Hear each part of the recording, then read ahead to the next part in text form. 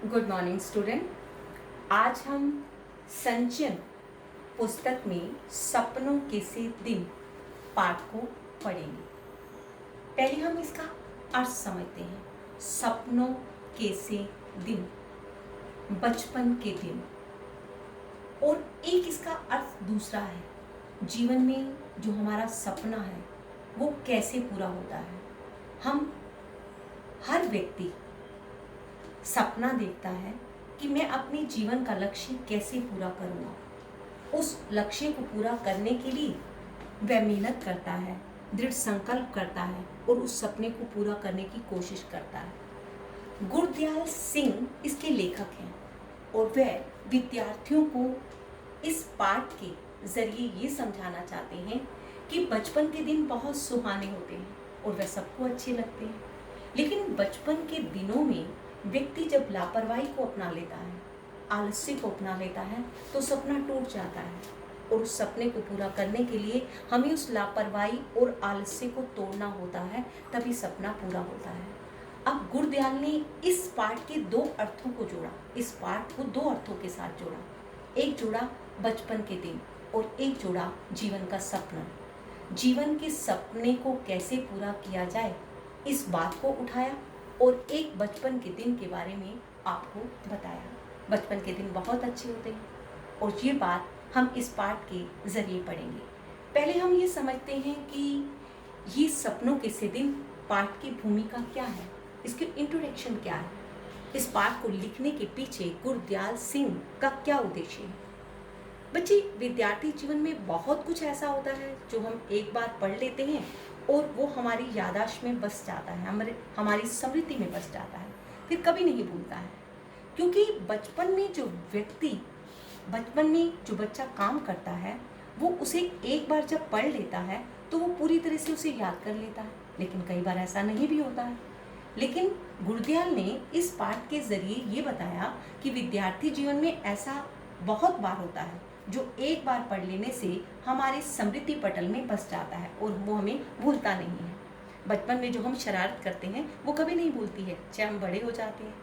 बचपन में जब हम किसी को मारते हैं तो वो हमें कभी नहीं भूलता है, शरारत है वो कभी नहीं भूलती है। इसलिए ये बात लेखक ने कही है, इसलिए नहीं कही कि जो पाठ आपने याद किया वो हमारी स्मृति पटल में बस गया। नहीं बच्चे, कुछ यादें ऐसी होती हैं जो हमारी स्मृति पटल में बस जाती हैं, जो हमारी यादों में बस जाती हैं और वे कभी निकलती नहीं हैं। बचपन की शरारतें सभी को अच्छी लगती हैं। लेखक ये कहना चाहता है कि बचपन की शरारतों में बच्चा जो है बहुत आनंद लेता है, लेना भी चाहिए, क्यों ना ले। बचपन शरारतों के लिए है और उसे शरारत करनी चाहिए। शरारत से बच्चे का विकास होता है। अब ये माँ बाप कई बार नहीं समझते और अध्यापक भी नहीं समझते हैं, लेकिन हमें ये बात समझनी चाहिए कि अगर बच्चा शरारत नहीं करेगा तो उसका विकास नहीं हो पाएगा। लेकिन दूसरी बात गुरदयाल और जोड़ देते हैं, शरारतें करनी चाहिए लेकिन एक सीमा तक। अगर एक अध्यापक क्लास में पढ़ा रहा है और बच्चा शरारत कर रहा है तो बच्चा क्या उस बात को सीख पाएगा? नहीं ना।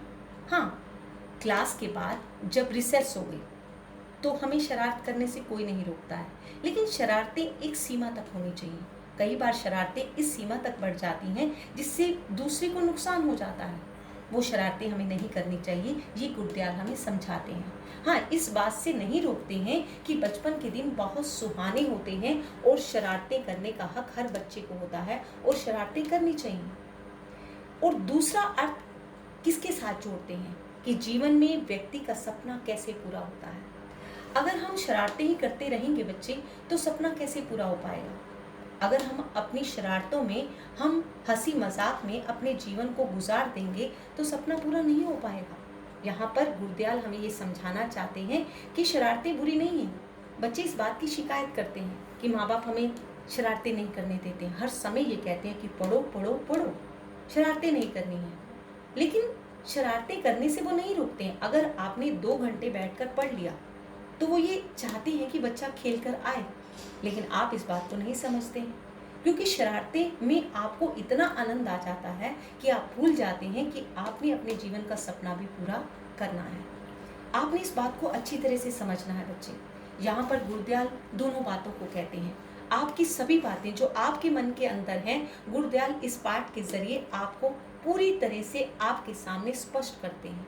आपको अच्छी लगेंगी जो गुरुदयाल कहते हैं, लेकिन जहाँ दोनों बातें कहते हैं कि शरारतें करनी चाहिए, शरारतें बुरी नहीं है, और हर अध्यापक और हर माँ बाप को ये चाहिए कि बच्चों को शरारतें करने दें, लेकिन शरारतों की एक सीमा होती है, इस बात का ध्यान रखना चाहिए। अगर हम शरारतें करते रहेंगे तो व्यक्ति का सपना पूरा नहीं हो सकता। और व्यक्ति का सपना कैसे पूरा नहीं होता? अगर बच्चा शरारत करता रहता है और जीवन में लापरवाही को अपनाता है और आलस्य को अपनाता है। आलस्य एक ऐसा अवगुण है जो व्यक्ति को गर्त में धकेलता चला जाता है। आज का काम कल पर, कल का काम परसों पर, इस तरह यह आलस्य बढ़ता चला जाता है और लापरवाही भी बढ़ती चली जाती है। और अगर ये अवगुण दोनों आ जाते हैं तो व्यक्ति के जीवन का सपना कभी पूरा नहीं हो सकता है। इस बात को आज आपने इस पाठ के जरिए सीखना है। वो सपना कैसे पूरा होता है? अगर व्यक्ति दृढ़ संकल्प कर लेता है, मेहनत करता है और अपने ऊपर विश्वास करता है तो व्यक्ति का सपना पूरा होता है। दोनों में बैलेंस करना है, दोनों में सामंजस्य लाना है। अगर हम शरारतों में और मेहनत के अंदर सामंजस्य लाते हैं तो हम अपने जीवन का सपना पूरा कर पाते हैं। शरारतें करना जरूरी है ताकि जीवन का विकास हो सकता है। अब गुरुदयाल ने 2 बातें सिखाई हमें बच्चे। विद्यार्थी जीवन में बहुत कुछ ऐसा होता है जो एक बार हम पढ़ लेते हैं तो हमारी स्मृति पटल में बस जाता है और वह भूलता नहीं है। दोनों बातें हैं। एक बात जो हम पढ़ते हैं वो कई बार हमें नहीं भूलता है क्योंकि वो हमें अच्छा लगता है, और कुछ जीवन में ऐसी बातें होती हैं जो हमें कभी नहीं भूलती हैं, और कई बार तो ऐसे है कि 1 मिनट में भूल जाती हैं। शरारतें कभी नहीं भूलेंगी, लेकिन लापरवाही और आलस्य भूल जाएगा क्योंकि वो हमें अच्छा नहीं लगता है ना। जो चीजें हमें अच्छी नहीं लगती है वो भूल जाती हैं। इसलिए गुरुदयाल ने ये दोनों बातें आपके सामने रखी कि बचपन किससे भरा हुआ है? शरारतों से भरा हुआ है, और बचपन की शरारतें सभी को अच्छी लगती हैं और शरारतें करना बुरी बात नहीं है। लेकिन दूसरा पहलू भी हमें ध्यान रखना है कि जीवन में व्यक्ति का सपना कैसे पूरा हो सकता है। अगर आपने इस तथ्य को छोड़ दिया तो आप अपने जीवन के अंदर लापरवाही और आलस्य जैसे अवगुण बसा लेंगे, और अपने जीवन में अगर दृढ़ संकल्प, मेहनत और आत्मविश्वास को लाएंगे तो आप अपने सपने को पूरा कर पाएंगे। अब हम संकेत बिंदुओं के द्वारा इस पाठ को समझेंगे।